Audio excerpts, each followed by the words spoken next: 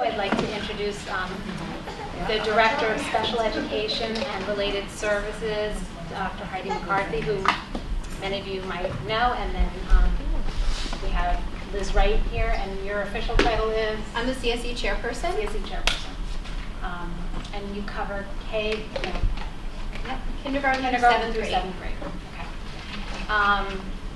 And before Heidi comes up, I just want to say one real quick thing. We have membership toolkit now, so if you haven't received all those emails, please see me after, and I will make sure that I send you another email and sign up for membership toolkit, because if you want to get our special ed newsletter and if you want to stay connected to the Chappaqua PTA Special Education Committee, this is the way to do it.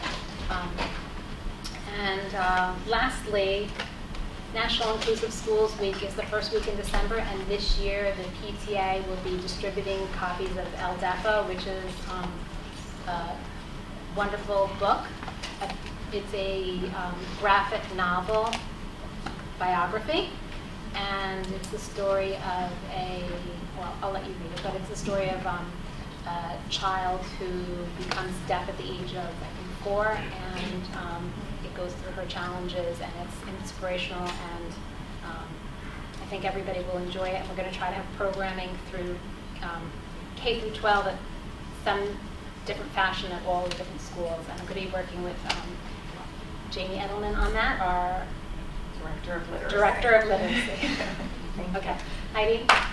And then Heidi's going to introduce also Stephanie. I will, and Dr. Pace is on his way. So good morning, everyone.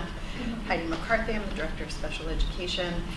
For those of you who have children who have an IEP or a 504 plan, you will be getting my letter in the mail. I send a letter every year, and that also has the dates of the upcoming PTA meetings, so that is, envelopes are being stuffed as we speak. The 2 days off that we had in the beginning of the week kind of threw us off a little bit with getting things out. So, but anyway, welcome. I'm glad that you saw about the meeting and you were able to come today, spend some time with us. I'm going to be brief because I know Stephanie has a lot to share. 2 things I did want to tell you though. Perfect timing, it's serendipitous, but during National Inclusive Schools Week, we are also having a visit from members of the Tri-State Consortium. Tri-State Consortium is a consortium of high-performing school districts in New York, Connecticut, and New Jersey. And visit teams come together. I was on a visit team in Southampton in the spring to come and study an area within the school. And so we've selected special education for them to come and study. It is not an audit by any means. This is a group of educators, administrators, teachers, different members of school districts who are coming together and learning about what we do. And what I'm so proud of is that because we are one of the few inclusive schools districts in the area, not only are we going to be learning from them with their suggestions, but they're going to be learning from us. And I know that there are a number of members who are really excited to come and to see what we do. So during that time, it's a 3-day visit. They will be looking at pieces of data of ours. They will also be in classrooms. They will be visiting with students. They will be meeting with some parents. They'll be meeting with administrators. So it's a lot of moving pieces for 3 days. But it's perfect that it's during National Inclusive Schools Week, and that was kind of not on purpose, but perfect timing. So I'm wondering maybe if we can even get them involved in some of the activities we're doing for National Inclusive Schools Week. So we'll partner together. The other thing that I did want to mention too is that if you read the Board of Education agenda, you might see that on tonight there's something called the district plan. Special Education District Plan. This is just a document that's a compilation of all that we do into written form. So it's nothing new, it's nothing that's been developed, it's a document showing what we have developed and what we do. So once I present to the board on it tonight, it will be on our website and available for people to look. But there's policies in there, I mean, things that you can find in different places, like on the website or through New York State data, various sources of information is all just put together into a document called the district plan. So those are just a couple of things. What I'll be doing is at the meetings, I'll be giving you updates on some of the great things that we're doing. We were busy this summer, a lot of staff development. Liz and Christy did a day with the teaching assistants, speaking about behavior and managing students' behaviors and facilitating more of their independence. There was a lot of professional development with our teachers, learning a lot about our new spaces and how to teach in our new spaces. So it's really an exciting time for our students. So the first person I'd like to introduce is Jamie Edelman. Jamie is not new to the district. Jamie was an elementary principal over at Grafflin, and she is now our director of literacy. Jamie and I will be partnering together with a lot of different initiatives and supporting our teachers and supporting the students. So is there anything that you wanted to say? Or? I don't think so, but if you have any interest in having a further conversation or have questions or comments or concerns related to literacy, please don't hesitate to reach out to me. I would be happy to talk and support you and your child in whatever way I can. Great. And then Dr. Adam Pease is our new assistant superintendent of curriculum. Jamie said when she was leaving this building, he's tied up with the superintendent, so he may pop in just so you can see his face. But Adam started in July and full speed ahead. It just feels like he's been here forever, and he's bringing a lot of energy and excitement to the district and is very, very knowledgeable about a whole lot of things. So I feel really privileged to be working with him. So you may see him pop in. Okay, so Stephanie Bellantoni. Actually, I've known Stephanie for a number of years. When I was in White Plains School District, Stephanie, I met her there. She's a parent in the district. And Stephanie works for Westchester Institute for Human Development. And she brings a lot of information to a lot of different groups in the area. And today she's going to bring some more information to you about understanding special education 101. It would be helpful for the audience. How many parents in the audience have students who already have a 504 point? Okay, how about an IEP? And how about so by elimination? Did you kind of see the parents? Okay. And how many are just here to learn more about special education and how to support your children? Perfect. Great. Thank you. Yeah. Thank you so much. Welcome back to school. This is a nice district to start in. This is actually my official first presentation for the year in a school district. And I love coming here, and I always say this because it's always such an engaged group of parents. There's not a lot of districts where however many people are in the room, you're all actually listening to me, you're engaged, you're jumping up, you're asking questions. You know, sometimes we even banter back and forth about things, and that's how you learn, and that's how things develop and grow and get better. The next event that you have a flyer for is the monthly meeting on September 24th of our self-advocacy group. This is a group at WIHD that really is at the heart and soul of what we do at WIHD. We're really trying to develop it this year by expanding its age range. There's not really a cap on, there's no low end or high end on the age for this group. Naturally, it seems to be people in their 20s and older. We're really trying to build up that high school population, so kids who are like 14 and up. So if that applies to your child, please consider it. It's a group of self-advocates. What does that mean? A self-advocate is an individual, well, it's really anybody, but in this instance, an individual with a disability who is or is learning to advocate for what they need and what they like and what they need to make their world better. So it's something that we start to teach our kids in kindergarten, and then as they become adults, they still need to be doing that in the workplace, in the community, in restaurants, wherever they are. So the topics are really run the gamut, and it's really very interesting speakers that come in. On the 24th, they are doing, I think it's nutrition, selecting healthy menu choices in restaurants. So there'll be a certified health coach coming in to work with those people. Some of them come independently, some of them come with support. Some of them are never stop talking, and some of them don't talk at all. It doesn't matter. Anybody is welcome to come to this group. And I will be there, and I'd love to see your son or daughter if it's appropriate for that. And last is our annual Fall Fun Fest, which is on October 14th. That is held on the grounds of Westchester County Medical Center. That's where WIHD sits. And it's basically a full day of activities and events for kids and families. pack a picnic lunch or don't. I think they barbecued last year, so there is food there to purchase. Rain or shine, 11 to 2 on the 14th. So if you go online, again, the information is on this flyer. You can register to come, you can register to volunteer, you can register to sponsor a turtle. It's not a turtle race, it's a turtle pick or something. They're going to be in a big pool, and it's a fundraiser for WIHD. Okay, enough of that. I know I would forget to do that if I didn't do it first. Let's get started. So my name is Stephanie, and as Heidi told you, I'm in the White Plains City School District.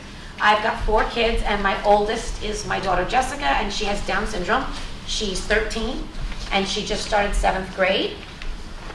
And how's the beginning of school gone? I will tell you something that I have learned the hard way.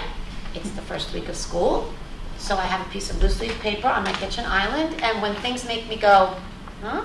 I just write a note, I put the date, and I'm waiting a week, right? Until the teachers and she get a chance to, she's in a new building, nobody knows her. I assume she's going to school. So I'm just kidding. The teacher has actually communicated with me. But, I have, like everyone in this room, I have a lot of questions about the stuff that's coming home and what it looks like she's doing independently or not, and things my son is telling me because he's in the same grade level. And I'm just breathing, and then next week I'll call and say, can we have a meeting? Talk about some stuff. But all in all, she's doing great. She obviously is not doing the same things that her typically developing peers are doing. And through her IEP, which we'll talk about, she is supported with the instructional supports that she needs to get through her day and to learn to be who she is in the 7th grade, right? So I talked a little bit about Westchester Institute for Human Development. It's part of the AUCD network, which is the Association of University Centers on Disabilities. And of that network, it's also one of the smaller group of UCEDs, which is that University Center for Excellence in Developmental Disabilities, which means that they have a multidisciplinary research fellowship that they run called LEND, which is outstanding. I've done it. If anyone is interested in that, you can ask me afterward.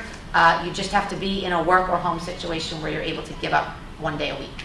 It's on Thursdays. It goes the school year, so September to May, culminating in an opportunity to attend the National Disability Conference down in DC. And really what that is it's 25 to 30 people around a table from all different walks of life and all different disciplines talking about the issues that impact people with disabilities. So in WIHD, there's over 300 employees, I think, and there's all different departments, medical, wellness, early intervention, child welfare, speech and language, behavioral psychology, special education support through early childhood development and special education parent center. There's the self-advocacy group. There was formerly Medicaid service coordination, which some of you might be familiar with. It's now called care coordination, so we're not doing that anymore. That's a whole nother presentation. And there is help with applying for adult services and self-direction and employment and housing, which is getting way ahead of ourselves, but it's never really too early to think about that stuff. But the point being that WIHD supports people with disabilities across the lifespan. Okay? The Community Support Network is one of those hubs at WIHD where I work, where Lucille works, and what the Community Support Network does is it is really, in our region, it's the key resource center for information and access to supports and services for people with disabilities. So essentially, through all of us in all of our different departments, somebody should be able to help you navigate whatever it is you're trying to navigate with respect to your child with a disability. We do trainings and workshops on and off site. It's not on there, but we also do free direct service. So families come in, or they call us on the phone, or they email me, do you have any information on functional behavior assessments? What is that? I have no idea what they're talking about. And we can communicate with you and support you however works best for you. So whether that's in person, through email communication, over the phone, we're there to help. Okay. So today we're talking about special education, which in Chappaqua, not unlike many districts, the special education department, if I'm incorrect, tell me, administers 504s and IEPs. Is that fair to say or no? Is it different here? The documents come out of our system, right, but it's a building level, so the psychologists, the assistant principals at the high school chair the meetings, the elementary school chair the meetings, social worker, then middle school. So a lot of what we do is so blended because we're inclusive, so we work so closely with the buildings, so it's not a Right. So essentially, but the reason why there's a lot of confusion, because I know I see it in my own district, people with children who have 504 plans think that their children are receiving special education, and they're not. And it is confusing because a lot of times the person who's in charge of 504 plans, their desk is in the special education department. So it's a little bit confusing. So we're going to talk about supporting kids today. That's what we're going to talk about. But special education is really its own animal. And that's when your child is found eligible to have an individualized education program. That's an IEP. That's special education.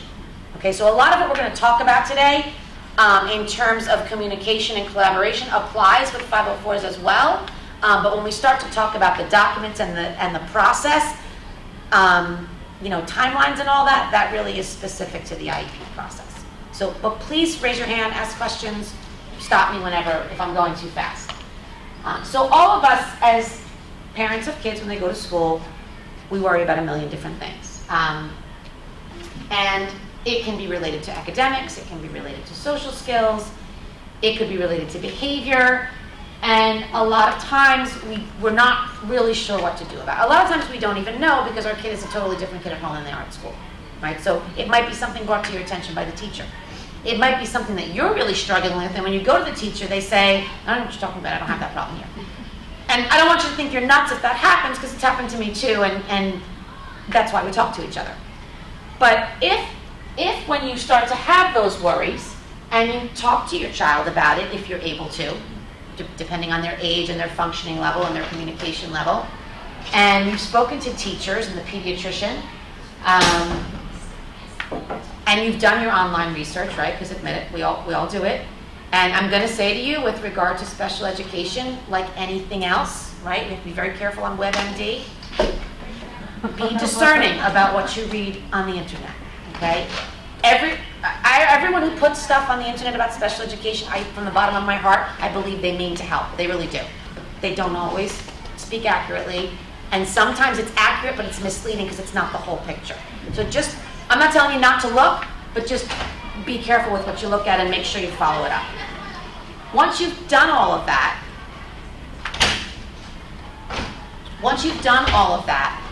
you have some options of what to do in terms of what am I going to do about this, right? A couple of things could happen.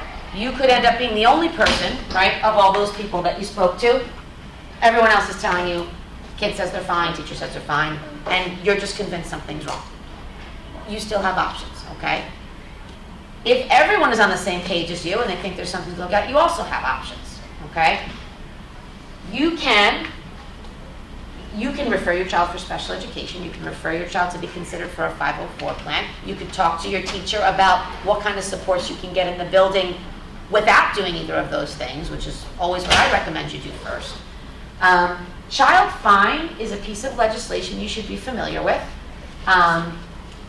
It's a federal statute that essentially puts the responsibility on all of our school districts in our country to identify kids who need support. Okay?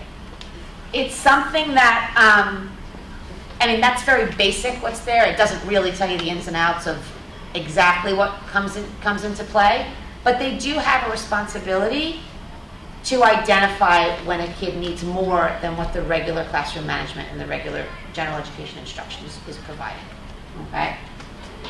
And based upon that, we have these systems, right? We have 504, we have IEP, and we have building level supports, which we talked about in spring, for those of you who were here for that workshop. Did you have a question? I don't want to go ahead. I was just wondering, maybe you're going to speak to it later, but I think one of the biggest points of confusion for a lot of parents that I know is they go to their guidance counselor, they have these concerns, and they're talking about whether to go for an IEP or a 504, right? And they get a lot of conflicting and confusing advice at that contact point. So how does a parent know which one to sort of pursue? Okay, thank you for that. We're going to go right into that. Okay, I'm sorry. The easy answer is a parent doesn't know, right? And I don't think any one person knows off the bat, certainly not at the third day of school, right? But what we do is, like I said, the first thing I would do is talk to, I just had this conversation with a parent the other day. And I said, I think you should go talk to the classroom teacher. I said, it's a little early in the year. You might want to talk to the teacher from last year. We put a lot of faith and trust in our teachers. And it would be short-sighted to say that as parents, we don't sometimes not put trust in our teachers for a variety of reasons. A lot of times that goes vice versa, right? But I think that from a starting point, especially when you have a young child in school, just like we always say about our kids, we have to assume competence. We would like them to assume we are competent. We're going to assume our teachers are competent, right? And they are, really. A lot of times what happens with decisions on education, it's more philosophies and different exposures and different levels of experience. But let's just say for argument's sake, for the introduction of this process, let's just say you don't have any predispositions and you go and talk to the teacher about your child. And you say, I have concerns about this, that, or the other thing. That teacher, I would imagine, is either going to agree with you, not agree with you, or say, you know what, I've noticed those things too, and let me show you what I've been doing to support them. Or let me show you what I'm keeping an eye on. I think that initially, especially when I get calls from parents who are kindergarten, first grade, second grade, it's absolutely appropriate that we get anxious when we see that our kids are not doing what other kids were doing, or they're not doing what their peers are doing. And I think that it's not an immediate fix, right? If they had a perfect IEP and a perfect teacher and the top-notch programs in place, the kid's still not going to become, it's not something you're going to see in the following week, is what I'm trying to say. So I know it's not an easy thing to hear sometimes in the seats that we're sitting in, but there is a level of patience that has to come into it. I spoke to a parent the other day who I really felt for her because she was really upset about a lot of things, and in particular something she had observed in the classroom, albeit in the first couple of days of school. And as upsetting as it was for her, and it was actually upsetting for me too, the first thing I told her to do was go talk to the teacher. You have to talk to the teacher, right? You have to ask her what happened, right? So when it comes to, is my child performing at an appropriate level for his age? The same way that I'm going to tell you when we talk about IEP development and being a parent at a CSE meeting, when you have this conversation with your teacher, same thing. Ask your questions, right? If you're not seeing progress, say, are we going to do something different, right? But if it's a gut feeling on your part and the teacher has demonstrated to you that they're aware of it and they're doing something about it and they're addressing it and they've shown you what they're working on, we have to sort of take a breath and say, okay, she's got this. Of course, we're going to stay on top of it, right? And to answer your question about are we going to go 504 IEP, I think my first answer would be, if I was the teacher, and I'm not a teacher, let me just say that up front, I'm not a teacher. Okay, I was a lawyer in my previous life, not a teacher. I think that we have to, just like we have to give a chance for an IEP to work, we have to give a chance for whatever it is that teacher is doing in gen ed to work, right? And you remember last time in the spring, we talked about RTI and we talked about multi-tiered systems of support and all these things that our school districts put in place for our general education students so that they don't have to get classified. And when I say that, I don't mean so they don't have to get classified, meaning like we don't have to go there. We don't have to you don't want to get classified if you don't have to get classified. And I say that from the bottom of my heart. I wish that my daughter would not be classified, right? Chances are she will be. She's going to be classified for her whole life, and she will need support her whole life. And I think that the objective of us as parents and our school districts together is to raise our kids so that they can be as independent as they can be and that they can manage in this world, whoever they are, right? So if my kid has a learning difference or a learning disability or ADHD or whatever it is, right? The school's not going to fix it. The school is going to educate them. I'm going to hold them to the fire that they are going to instruct him and make him progress just like any other regular student. But we can't forget who that kid is, right? So do we need a 504 or do we need an IEP? Really depends on what does that kid need to make that progress. And it really boils down to that educational progress. If we're not seeing progress, something has to change. If we add RTI, tier 3, tier 2, tier 1, nothing changes. We have to do something else. But it is a progression, right? And it's a progression that's being evaluated by teachers and administrators and people who've been doing this for a long time, and you as mom or dad who are watching your child as well. And again, I feel like I'm repeating myself because we did talk about this when we did that workshop on general education and special ed eligibility. You're going to start off with, and a lot of parents are not aware of the multitude of general education supports that are out there. 504 plans being one of them. A 504 plan is a general education support system. Yeah. I think what I'm thinking about right now with what you're saying is it's really hard for me as a parent with very little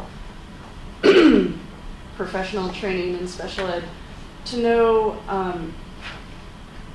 what progress over what time frame is appropriate and when to say, you know what, your interventions just aren't working and we need to do something else. Okay, so 2 things to that, and I hope I don't forget the second one. The first thing I would say is I'm going to ask that teacher, what is the rest of the class doing? Where is your mean? Where is your average Joe performing in comparison to my kid, right? And the second question would be the progress that my kid is making toward that average or hopefully beyond it. Is that progress that you're seeing what you would have expected of my kid? Okay? Because if the mean is here, I'll use my daughter for an example, okay? If the mean is here and my daughter's here, and the IEP they have in place for her moves her here by November, I'm popping champagne because I know my kid. Okay? Now, that's my kid. Okay? If you have a child that doesn't have a significant intellectual disability and has a learning difference that is more akin to processing and needing more time and needing different, they're a tactile learner, they just need different things, then that might not be okay with you. But your gauge of is it okay or not is going to be based upon those things that we talked about. You're going to ask the teacher because they've been teaching, right? You're going to ask the principal. You're going to ask your CSE chairperson. You might ask your pediatrician or your developmental pediatrician. You might do your own research online, right? Because we all do that, okay? And you're going to pull all this together. And when you have those conversations, that team is going to make a decision, is what we're doing moving this kid sufficiently or not? And you're going to have differences of opinion, but that's why we have teams, okay?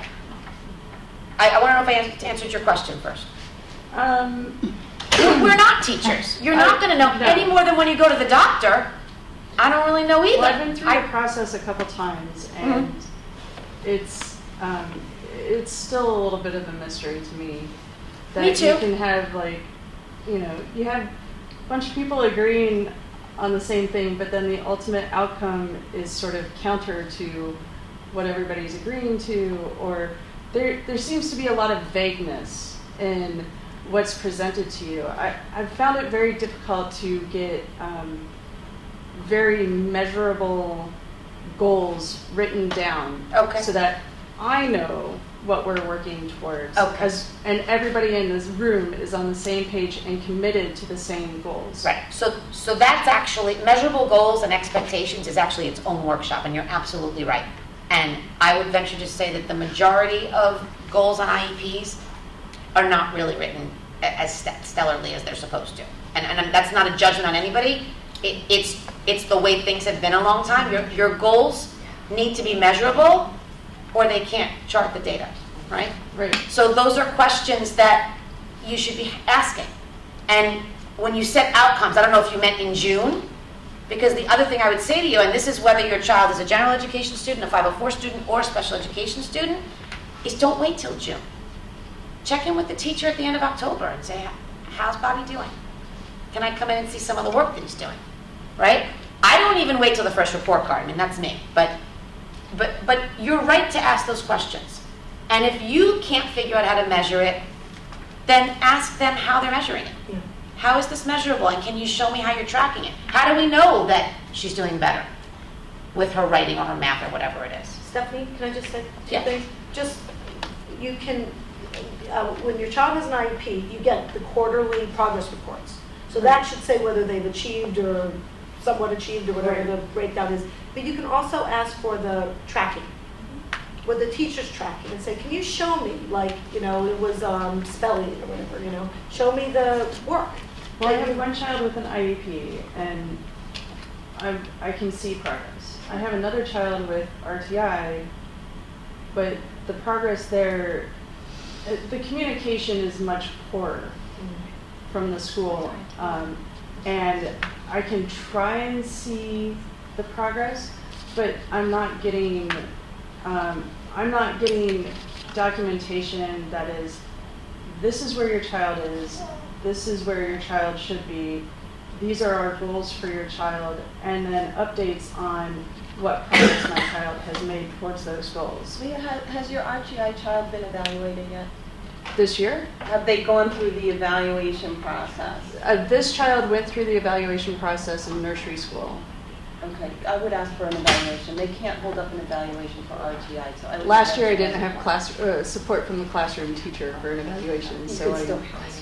I can request one, but I'm not going to make progress unless the classroom teacher agrees. So guys, I have a bunch of cards with me, and I want to give you my card because we can talk about that more. But you're right to ask the questions, and if you don't understand the progress or how they're identifying it, then I would ask to see that.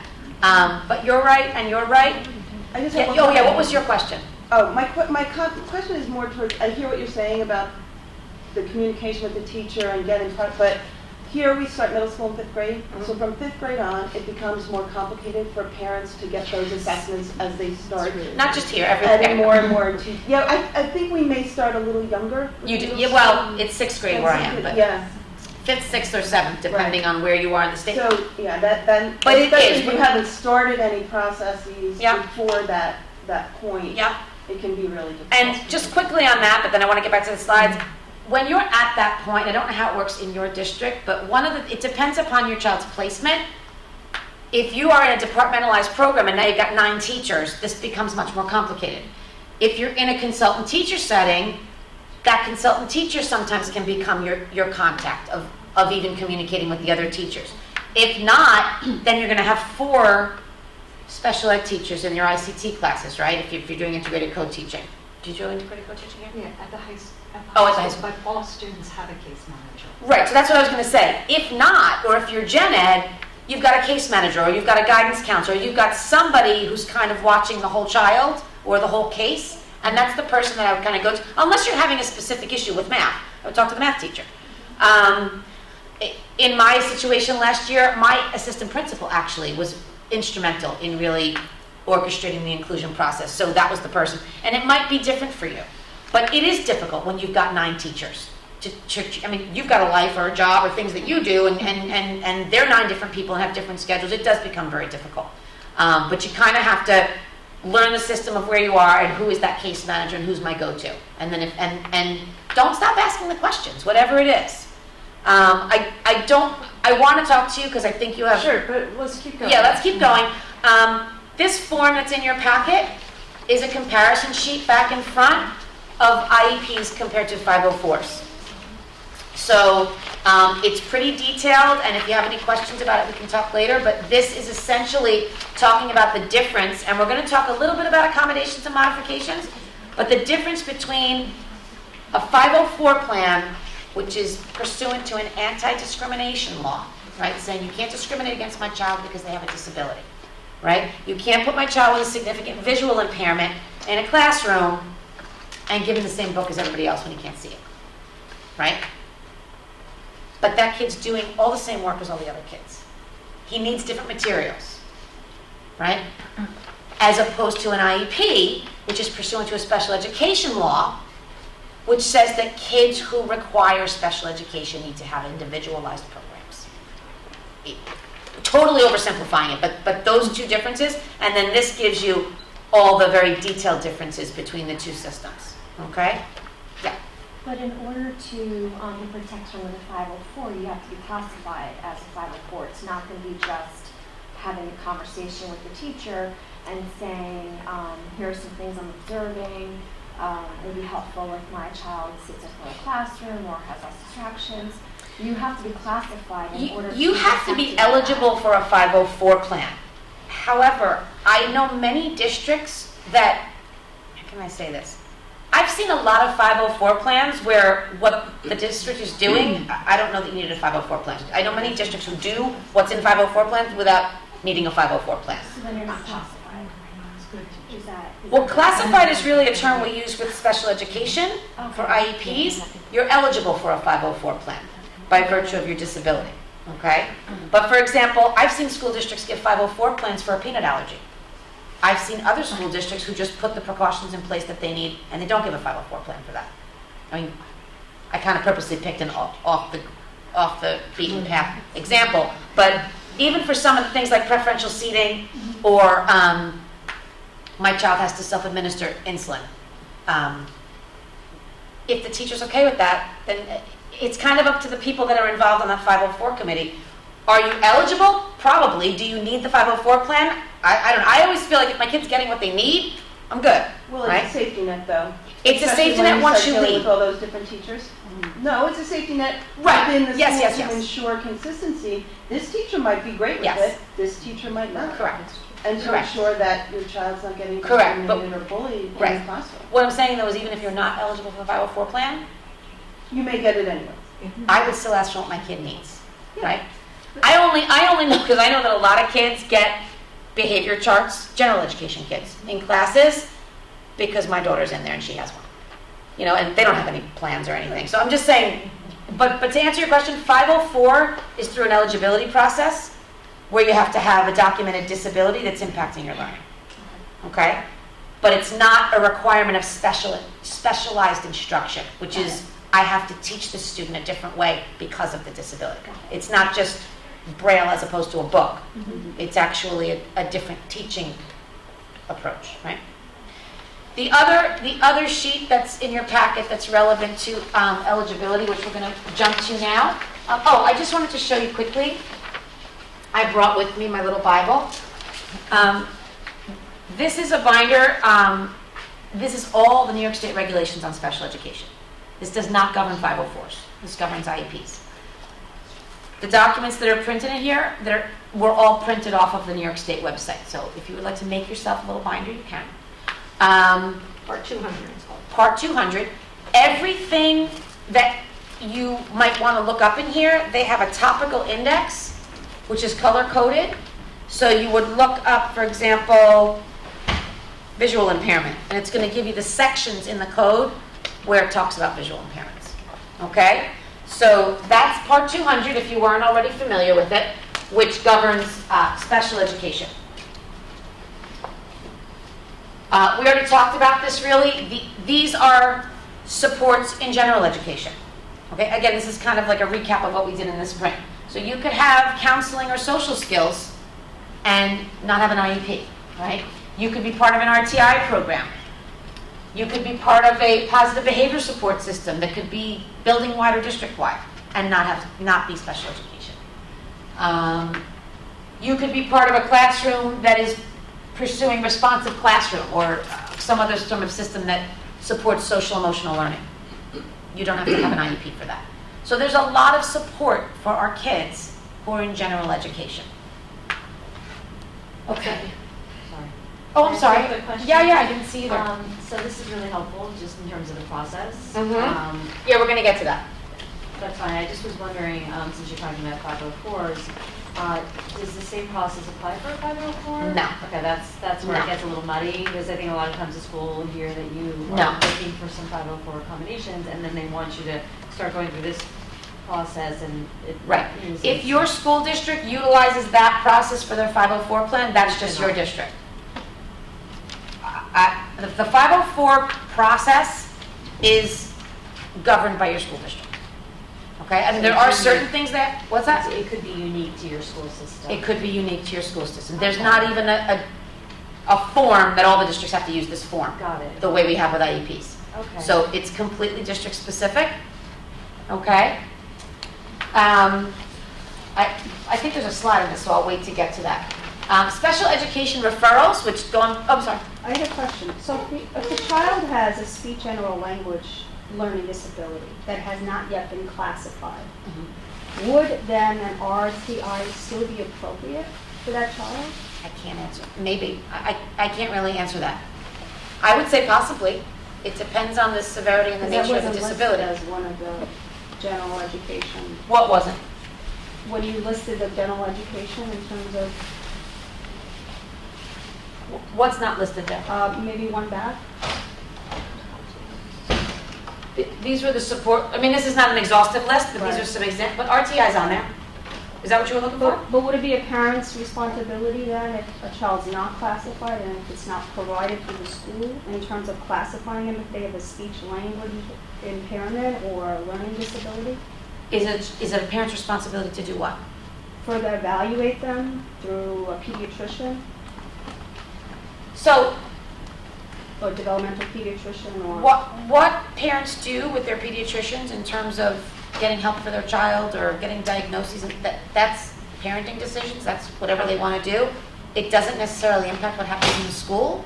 In the school, the teachers and the administrators are going to watch your child's progress, Okay, and they're going to support where support is needed. okay. Okay? If your child is involved in any of these types of supports, I would imagine your district's going to let you know. Certainly for the formalized systems of support. Okay? Are you saying, is it your job to say, I think my child needs RTI? Right. You could do that. No. Being further classified. So my child's already been for 1 year already. Oh, their yes. RTI. This does not impact the referral process.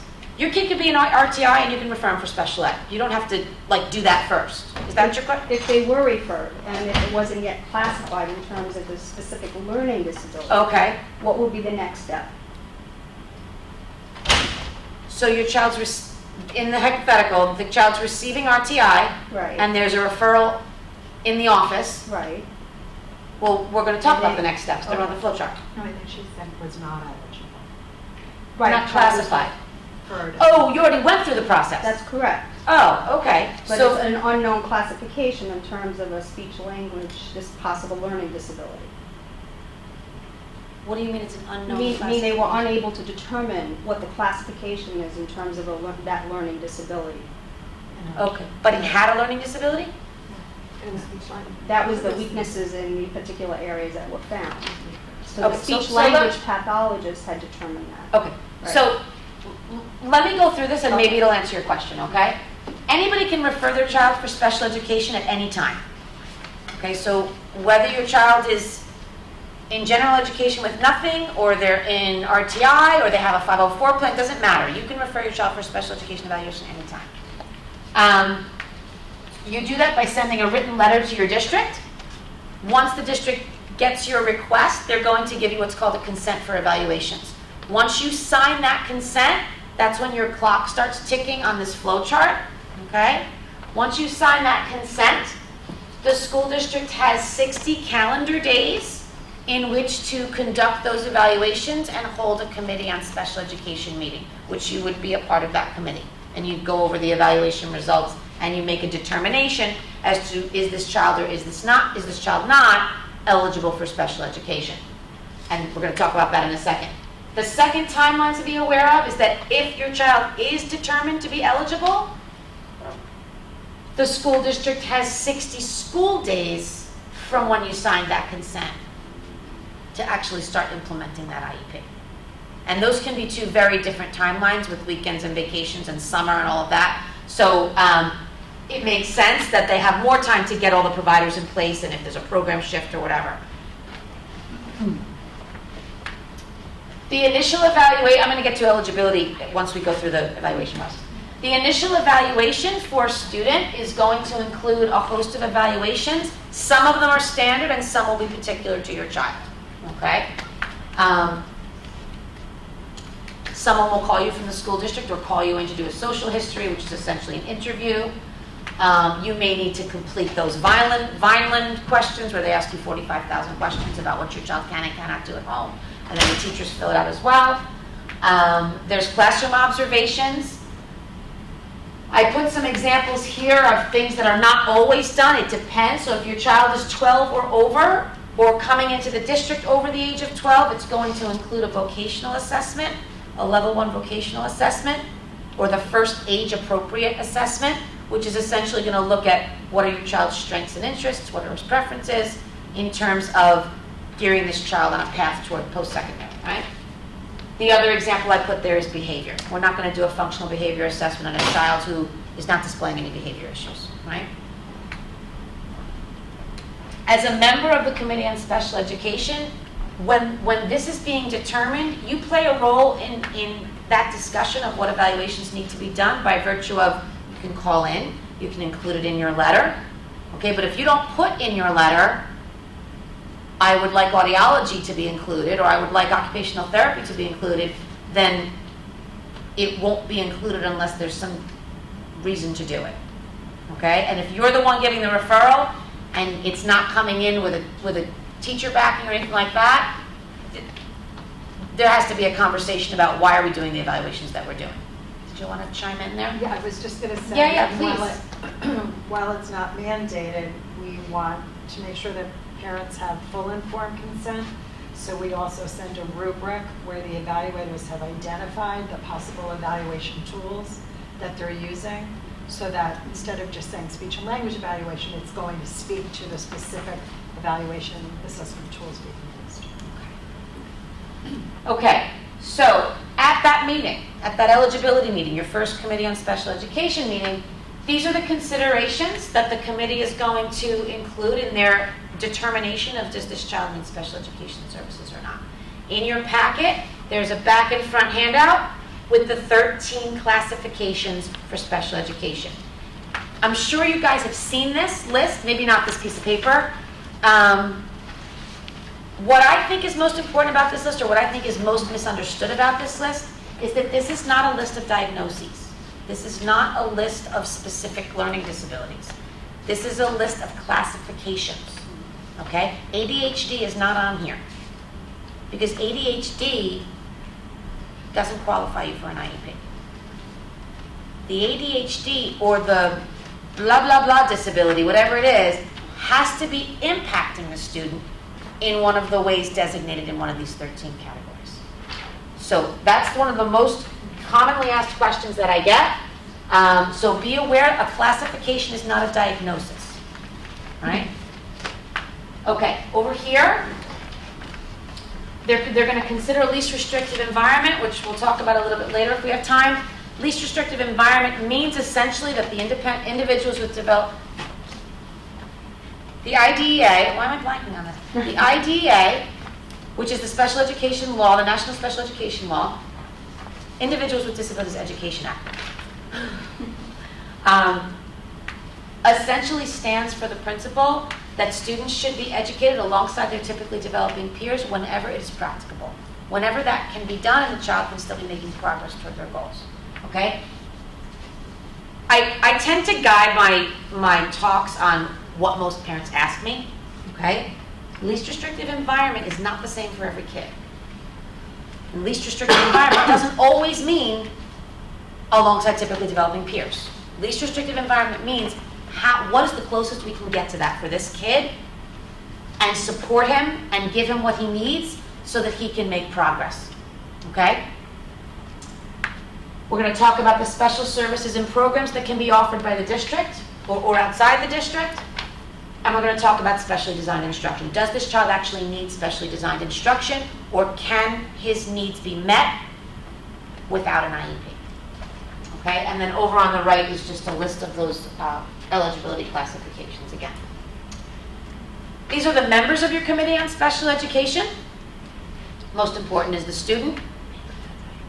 Students should be attending their IEP meetings by regulation by the time they're age 14 or before the year that they're going to turn 14. And, you know, within your discretion. If you feel it's going to upset your child, or if you feel like your child couldn't sit there for an hour, maybe they come for 10 minutes. But talk to your chairperson and figure out what works. But they should be they should understand what that meeting is for. Because when they become an adult, they're going to have similar meetings where you're talking about, how's my day going to work? How is this going to work for me? Right? So they need to understand what that meeting is about them. The CSE, when we talked about this, is going to look at the evaluations, it's going to talk about the findings, right? And they're going to decide, what does this kid need? Down the bottom, in bold print, you see the word consensus. Everything the Committee on Special Education does is by consensus. This gets questioned a lot, calls come in a lot, because families will call me and say, they did this and I didn't want it, right? The Committee on Special Education is supposed to discuss the IEP to the point that the whole committee agrees on what's being put in place for the child. If there's any aspect of it that you don't agree with, you need to let your chairperson know. And a couple of different things will happen depending on a lot of circumstances. They might just keep talking. They're probably on a clock, so they can't. They might reschedule. They might table the meeting and say, let's talk about this some more. They might say to you, do you want to meet me on Thursday at 10 and we can talk about this further? Okay? If not, if consensus cannot be met and there's not going to be a follow-up meeting or discussion, it is the responsibility of that chairperson to make the decision on that disputed piece. So whatever it was, okay? How much speech therapy they're gonna get, or are they gonna get special transportation, whatever it was. If you don't agree, there's other things we'll talk about later, which I can recommend that you do, to try and work with your school district on whatever that issue was, that everyone wasn't on all fours. Yeah. So when you have a committee and consensus, I'm assuming that at a certain age, or in our district, we really try hard to have the student themselves involved. Mm-hmm. Because this IEP is about the student. Mm-hmm. If the student decides, I no longer want, say, speech services, or I no longer want an aid.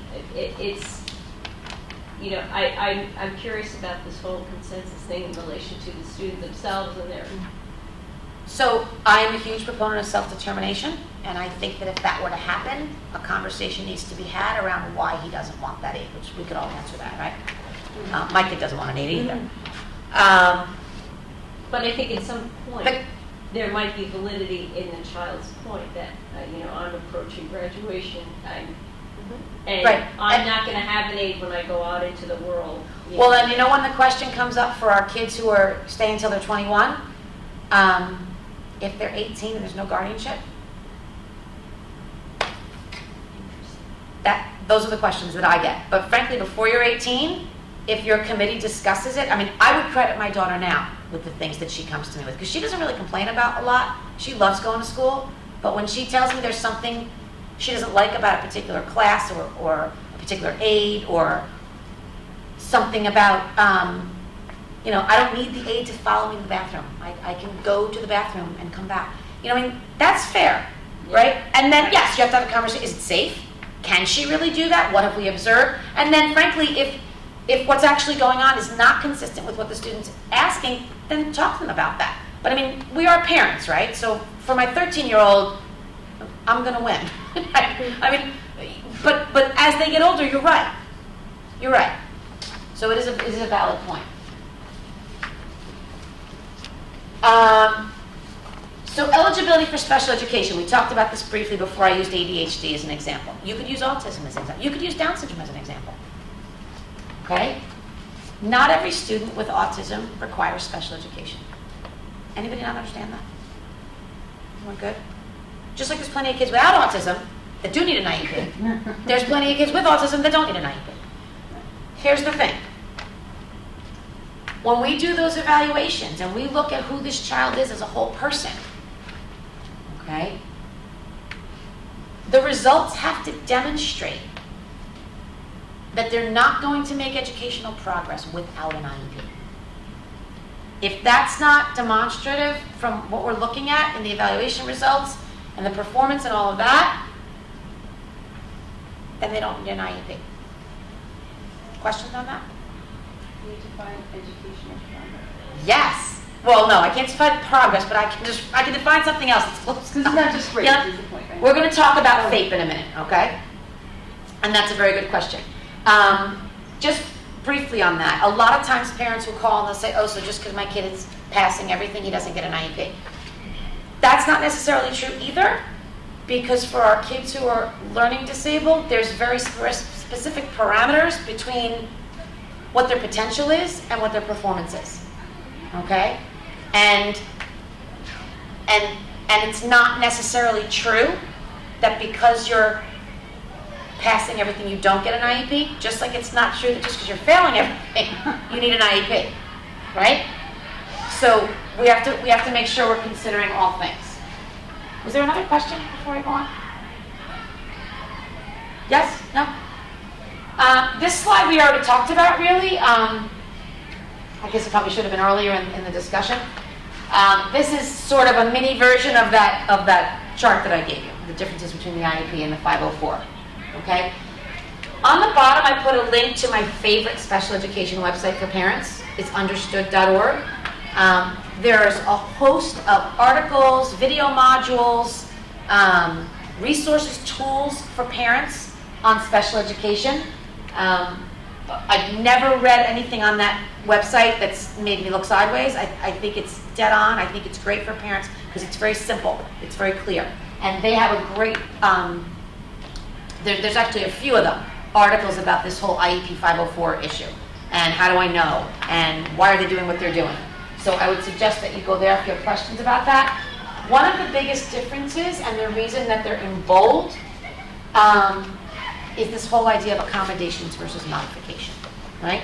Kids with 504 plans may be getting all the same instruction as general education kids, but they might not. But they're not getting modified curriculum. They're not being asked to do less than the general education students, okay? Because that would require an IEP. Okay, so if you've got a now, that doesn't mean that everybody with an IEP is getting modified curriculum. Don't misunderstand me, okay? But you can have both on IEP. You cannot have curriculum modification with a 504. So if your child has an intellectual disability and they're going to be sitting in Regents level classes or they're going to be sitting in grade level classes with modified work, that's not going to get done with a 504. Okay? And essentially, we talked about this earlier. What it really boils down to is what does the child need? What does the student need to make progress? So the IEP is very specific to the student. It's individualized, okay? And we can't forget that IEP should not be a cookie-cutter IEP. Right? There's no autism IEP. There's no ADHD IEP. It's the Bobby Jones IEP. It's what does your kid need? One of the biggest mistakes I hear parents make is they'll compare what their kid is getting to another kid in the district who has the same disability. I know lots of kids with Down syndrome, and they're as varied as general education students, if you ask me. It doesn't mean they all need the same thing, okay? And I think that's true of any diagnosis or condition you could think of. The IEP essentially sets up whatever resources and supports that student needs to make it through their day and to make progress in their. I haven't forgotten the question about FAPE. We're going to get to that. Just briefly, because I had a specific request for this, the difference between accommodations and modifications. There's got like 3 slides in here, so if none of them register with you, we'll talk more. Accommodation changes how the student is given the material, and a modification changes what the student is expected to learn. Okay, if I'm a 4th grade teacher, I might expect my kids to be able to label every country on that map. But I couldn't do either. But if I have a 4th grader with an IEP that has modified curriculum, I might want him to label the continents. Right? Still getting the curriculum, he's getting the grade level curriculum, or I might want him to label 4 or 5 of the countries, and I'll tell him which ones, right? I'm not a teacher, so I'm making this up. Feel free to chime in with more reasonable examples. But you're changing what your expectation is. And reasonably so. You know, you're not just trying to make it easier, you're trying to set the bar at a reasonable place so it's as challenging for that student as what you're asking everyone else to do is challenging for your mean person. Say that. Your average student. Okay? Another example, right? Just different ways, right? Because we have different learners. I thought there might be different things that would click with you. This is the class assignment. We're adding decimals, right? Modification might be, I just need this kid to understand what 2/10 is. I'm going to give him a picture of it. I might introduce the decimal piece if we're up to that yet. If not, I'll just do this piece, right? If I have a child who's got processing issues or he just is a slower producer, I'm asking the same thing of him, but he's going to do 2, right? See the difference? And you're only going to go here if, because of the nature of the kid, it is completely unreasonable to expect that they're going to do that. Unless maybe you feel like it's important for them to learn that and you give them a calculator. That's going to go on your IEP too. Right? Because once you hit levels of math where they're asking these kids to do things that I couldn't do without a calculator, it depends on the kid. Does he just need more time to do long division? Or is it just not going to happen? It's not reasonable to expect that that's going to happen. Right? We're trying to grow people here, right? So we have to, as a CSE, you make decisions, right? And this is really just verbally what I showed you in the last 2 slides. So I'm going to jump ahead. Again, I will send you the PowerPoint if you want. In your packet, again off my favorite website, is a little article on FAPE. For those of you who've never heard of FAPE, FAPE is free and appropriate public education, which every child with an IEP is entitled to. And what it means is that a child with special education needs is entitled to an IEP to meet his or her unique needs. They are entitled access to the general education curriculum. Okay? It doesn't necessarily mean they're going to hit benchmark in the general education curriculum, but they're entitled access. Right? The map I showed you before, that's access. But it's access where that child is. Okay? Grade level standards-based goals. So when we make the goals on our IEP, FAPE means that we're not necessarily going to keep the goals the same from kindergarten to 8th grade, right? We're going to change it with the grade level work, with the expectations. So if I'm expecting my kids to read, what did they have to read this year? Out of My Mind by Sharon Draper, right? That was the summer reading, right? It's a really good book, by the way.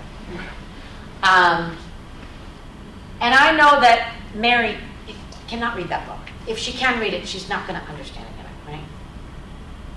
What is holding her back, right? The goal in the IEP is not going to be to read that book. It's going to be a reading goal. We're going to focus on reading goals. But it's going to be so that she can access what we're doing, right? An educational benefit, that's back to you. Free and appropriate public education means that a child with an IEP has to be given educational benefit, okay? And I'm not going to give you the long, boring legal history of all the cases that have developed, even though I would love to, because that's my thing. The most recent case that came down indicated that all students with IEPs have to be receiving educational benefit through their IEP that is appropriately ambitious for that student, okay? It leaves it limited to that student, but it's the word ambitious, okay? So if you're at your IEP meeting at the end of the year and they say, Bobby learned 1 more letter. I'm like, great, you learned another letter. I mean, in my opinion, that would not be appropriately ambitious. Number 1, because it's 1 letter, and number 2, because if we're 20, is that even an appropriate goal anymore? So it really is, it's not nailed down, which a lot of legal cases and decisions are not nailed down, it leaves a little bit of room, but appropriately ambitious is better than what was there before, which was more than nothing, basically, more than de minimis, which was essentially he learned 1 more letter, right? So appropriately ambitious, and the way that I changed that into like normal language is just, they need to be challenged. They need to be challenged and they need to be making as much progress as they can toward whatever's going on in that classroom, right? That's my mommy interpretation of that. So what this article does for you is it talks about, so if you ever hear FAPE, that's what they're talking about. They're talking about what does the federal legislation say these IEPs have to do, okay? And there's a lot of confusion about what FAPE is and what FAPE is not. Okay, so that's what this article is for. Any questions on FAPE? I can't see the clock. 10? Oh, wow. We 11 or 11:30? Okay. So I'm going to jump to some other slides, okay? But I am going to send you the PowerPoint. You can call me anytime you want, because I want to talk about the continuum of services, okay? The continuum of services, and I think I included in your packet a yellow, well, some of you have yellow, it might be white because I ran out of yellow paper. This is the chart of the continuum of services in New York State, okay? And this essentially means how are we going to provide these supports and services that we've identified as necessary for our child, right? In preschool, there was something called a see-it, right? Which meant that this student needed some extra hands-on, right? And if you were in a preschool that didn't have special educators, you needed that special educator to come in. Once you're in K-12, there are consultant teacher services, which can be direct or indirect. So the consultant teacher can either come into the classroom and work directly with a group of kids who have that on their IEP, or indirect would be that consultant teacher works with that classroom teacher on strategies and modifications if necessary, or whatever is needed. Resource room services are outside of the classroom. It's a pull-out kind of a support where the child is getting additional support in a particular subject area of weakness. Okay, so it's supplemental to the curriculum. It's not additional topics. You can have a combination of consultant teacher and resource room. Related services is your speech, your OT, your counseling, assistive tech training. I mean, the list is endless. Those are your related services. Integrated co-teaching is not actually mandated, but a lot of districts are moving in that direction. Integrated co-teaching is when you have the general education teacher and the special education teacher teaching together. They're in the room all the time. And special classes for kids that the CSE determines need to be in a self-contained setting for their instruction, either all or part of the day. And least restrictive environment we talked about. So of all of these options, when you look at all the programs available in or outside of your district, the determination of the CSE should be the one that is putting that kid alongside typical peers as much as possible in order to accomplish what's in the IEP. I also have up here, which you can see afterward, I don't have enough of them for everybody, but it is available on the link. It's the same thing as this, only it's like the geek version. It's really long and it really goes into what each of those placements is, if that's of interest to you. Okay, I'm going to jump over that. These are our tools, which I think most of you in the room are familiar with them. And two of them are actually in your packet. The parent-student worksheet is to help you get ready for your meetings. And the interactive tool is the online tool where you or your child can go through and answer questions. And when you're done, it spits out an IEP authored by you. And that's a nice tool to bring to your annual review to say, this is my 2 cents. This is what I'd like to see happen. And the plain language IEP, same idea as the draft interactive tool, except you're doing it on paper. So it'll print out an IEP. On the left-hand side, it'll be kind of like plain English or Spanish. There's a Spanish version too. What's actually supposed to go in each section of the IEP, and then you jot down, oh hey, hi, and then you jot down your ideas about, or maybe a struggle you had that year in that area.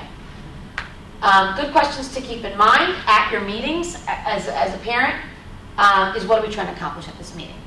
Do the absolute best that you can not to get tied up in discussions about things that are really outside of the CSE. Okay, so if there's social issues going on with another kid, or, not that they're not important, but you really want to focus your CSE time on your IEP. Okay, what is our timeline? What are the next steps? I can't tell you how many meetings I've walked out of, and that was a really good meeting, and I'll go to lunch and I'll get home that night and I'll be like, what do I have to do? I don't know if I have to do anything. And when is that person going to do that? And when is that going to happen? So you really want to make sure you know what is supposed to happen as a result of that meeting, who's doing it, and when can I check in with you to see how it's going. Okay? It's okay to be on top of it, parent, but you kind of have to do it with the team. And, not call the next day and say, did you do it yet? There has to be an understanding of when is this going to be done. I had a conversation with a parent recently about a functional behavior assessment. And she was like, they haven't called me, it's been a week and a half. And some things take a long time, and it's fair. I mean, she didn't know how long it took. So that's what we're there for, that's what your administrators are there for, so ask those questions and make sure you know what to expect, right? We need to know what our expectations are. Reminders, and this is really as a special ed parent or a 504 parent or any parent, things we can control is you, really. You can control what you talk about, you can control how you talk about it, how you talk to people, how you collaborate with people. What you can't control is individual belief systems, yours or anyone else's. District policy is district policy. I just had a conversation with someone the other day about retention and promotion. That's not a special ed issue, right? Sometimes special ed issues come into play with that, but what a school district does in terms of retention and promotion, it's the same as for Joey Normal. That's a district policy, that's not special ed. District choices in terms of who they hire, who gets assigned to your kid, what reading programs are we going to use, those are not, personnel issues. I mean, you can go as far as requesting something, but, at the end of the day, they're going to run their school and their district, and you're going to be mom. So I always say, just like my typical kids, I haven't loved all of their classes either, right? But I don't get to say, I guess I can say it, but they're not going to do anything about it. Okay, resources to support navigation of the special education process. So before we talked about consensus and we talked about what if there's not, these are my suggestions for you, okay? Go back to the classroom teacher, go back to the teaching team, go back to whoever it is that's most directly related with whatever that issue was that you weren't feeling comfortable with, and have a conversation there. Call us at the Community Support Network. One of us can listen to you, air it out, talk to it to another set of ears. We're completely objective. We have no stake in anything, and see if it helps to talk to another person. What I don't have up here that I always recommend, talk to like your best friend, right? Or your husband, if that's your best friend, or whoever. Someone who's going to say to you, that's ridiculous. Or they're going to say, I think you're being a little ridiculous, right? You want we've all done it, and you just want to know. I do it all the time. I'll call my best friend. I'll be like, am I being crazy? Tell me if I'm being crazy. And usually she's like, you're being crazy. No. So I'm just saying, these are our kids, right? And I'm not saying you shouldn't, do what you have to do sometimes. But a lot of times, it's that mama bear thing. We have to kind of separate out. Seek support from your SEPTA or your special needs committee, which you have a great one here in Chappaqua. Meet with your CSE chair, your special ed director, or ask for another meeting. Right? If something gets decided at a meeting, you voiced your opposition, you weren't really crazy about the decision, it gets put into place, whatever it is, or it doesn't get changed, whatever you want it to be changed, and a month goes by, and you're still seeing what you weren't happy about, ask for another meeting and say, look, you know what? We changed this last month, and I wasn't happy about it, and here we are a month later, and nothing is forever. That's what I'm saying. Ask for another meeting. It's all about problem solving. Still going to feel like that sometimes. Any questions about? Now I feel like I want to go back to the ones I skipped. Any questions about the stuff that I talked about? Just so you know, this was like cramming, right? This was way, way, way too much. But when I do 101, I kind of want to get you to get a flavor of everything. At Community Support Network, we do workshops on like each slide. I'll talk for an hour and a half on one slide. So that kind of training is available. Also, if there was anything I talked about that you would like that hour and a half on, come visit me. We'll have coffee and we'll talk about it for 3 hours, or call me on the phone. That's really what we're there for. Because it's not easy raising kids that are different, and sometimes you need somebody to talk to for 3 hours, and sometimes you need it to be somebody who doesn't know you from the hole in the wall. And here I am. So